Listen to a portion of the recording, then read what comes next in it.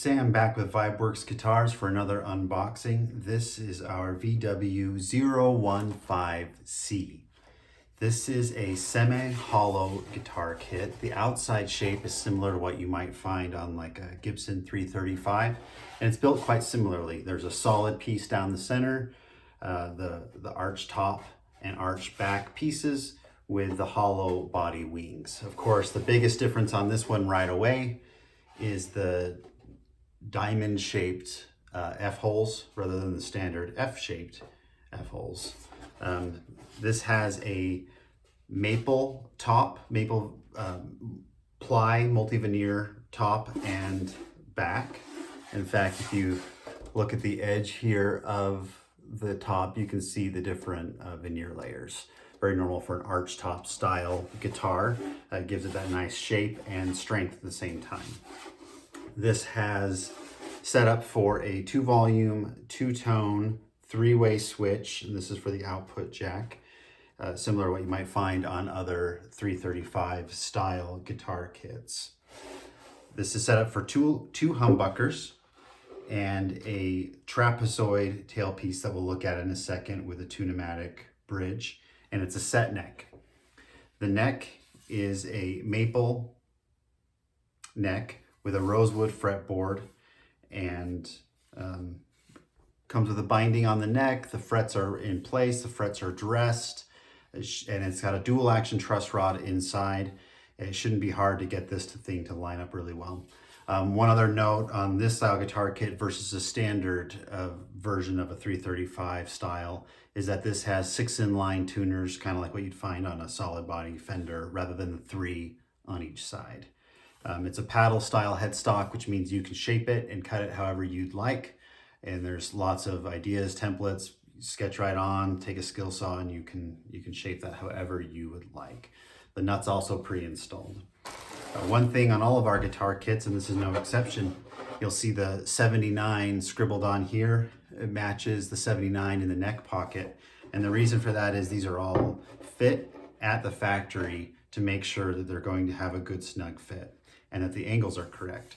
So as we set this in, on this one we set it right down to where the block is gonna meet the edge of the body. The edge of the fretboard is gonna match with where the pickup frame is gonna be. If you're ever not sure about the placement of the neck, putting the pickup in place, just even temporarily, you can snug this right against the pickup frame and then you'll be right on. Of course, you could also put the bridge in place and check the scale length that way as well. But as you can see, as we put this in, I'm holding it by the neck right now, so it's got a good snug fit. The connections look smooth. We do have a little bit of a gap back here by the binding. That's not terribly uncommon. You can fill that in pretty easily as you're doing your final finish work, but that's gonna be good to go. One other thing I recommend on most set necks, it's an extra step, but it will save you a lot of hassle down the road if there is any issues. Putting the bridge in place and then taking a long straight edge from the nut to the bridge, sitting it right on top. And what that should show you is the bottom edge of that straight edge should follow along the angle of this neck at an even plane. There shouldn't be a lot of, your gap shouldn't get bigger or smaller as you get from here to here on that straight edge. That just mimics where the strings are gonna sit, and you'll know right away if your neck is completely out of whack. However, as I said, these are all set, match everything at the factory, so that should not be an issue, but it's always a nice sanity check before you start gluing and clamping and doing things that you won't be able to change later. As we look at the hardware,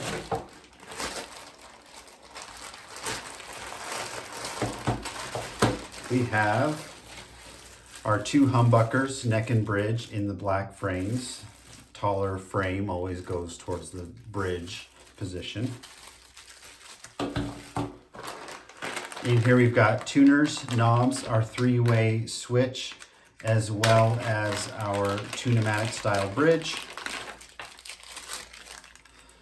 Also has some wire to solder those connections and some strings. A lot of people wonder how you solder a connection in a guitar like this. There's no back panels. Good news is people have been doing it for about 100 years, so there are ways to do it.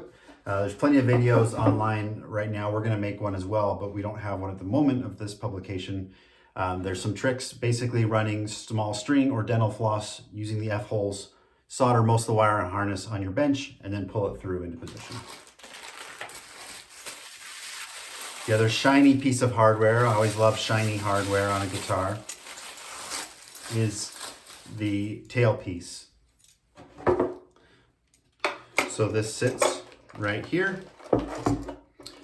It'll float up a little bit as the bridge is in place and the strings go on, and gives a really cool hardware style on the kit.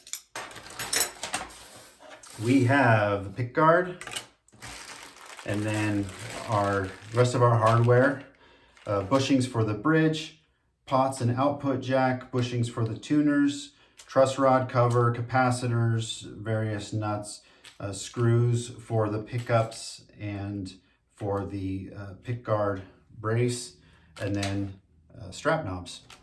That's the whole kit. It gives you everything you need to get going. And I would consider this an advanced level kit for a couple reasons. Number one is the set neck. That extra check on the neck level is going to be critical, and you got to make sure you do that right. And then all of the manual soldering and pulling the wiring harness through. I think that altogether would make it an advanced kit. If you built other projects similar to this, I wouldn't feel intimidated at all.